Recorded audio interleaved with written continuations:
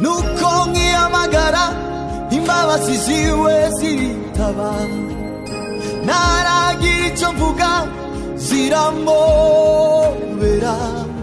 ziti ngwino usange mutima nkunda cyane ndakubabariye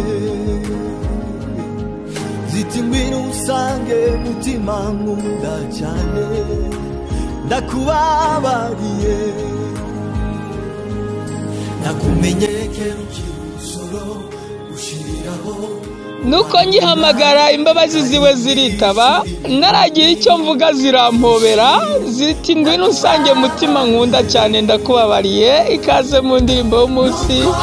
Mwene data, birashoboka ko nawe wakoze ibyaha ugakora icyaha gikomeye ukaba wumva nta muntu wanabibwira ukaba uhora wigunze, ariko ndajya nkubwira ngo ahatari abantu Imana burya igiha bikatubabarira. Ngwino usanga Imana imbabazi zayo ziguhobere.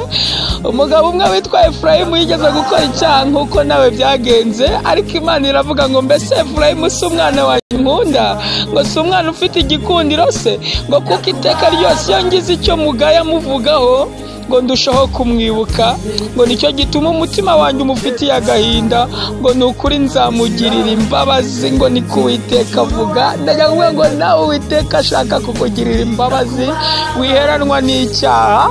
Satani ntakwihebeshe ngo ukomeze ukora icyaha kandi imbabazi z'Imana zihari.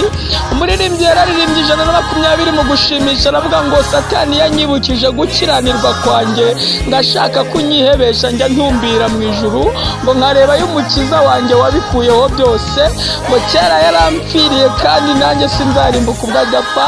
Ndagira ngo nkubwire ngo Imana ishaka kuguha imbabazi binyuze mu ijambo ngo ndakubabariye. Ngwino usanga Imana iguhereza imbabazi, nawe uri umwana wayo.